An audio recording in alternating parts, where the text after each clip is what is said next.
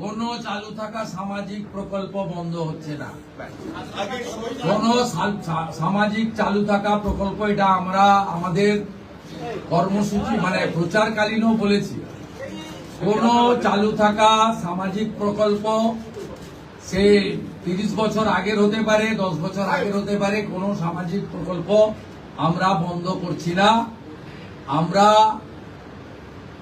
Paperless অফিসও করব, আমরা সমস্ত পোর্টালগুলোকে আপডেটও করব এবং সমস্ত বেনিফিশিয়ারি ডিবিটির মাধ্যমে, যেটা নরেন্দ্র মোদীজির নেতৃত্বে দেশের সরকার করেছে, ডাইরেক্ট বেনিফিট ট্রান্সফারের মাধ্যমে হবে এবং সবটাই স্বচ্ছতার সঙ্গে হবে।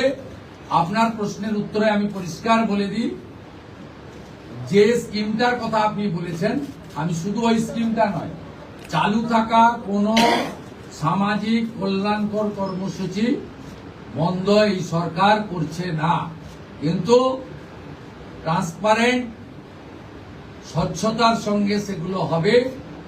কোন মৃত ব্যক্তি তিনি কোন সামাজিক প্রকল্পের সুযোগ পেতে পারেন না, আপনিও বলবেন না পাওয়া উচিত।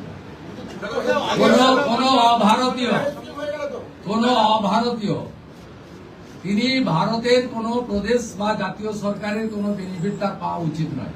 তাতে আমার প্রশ্নে, আপনার প্রশ্নের মধ্যে আমার সব উত্তর আছে।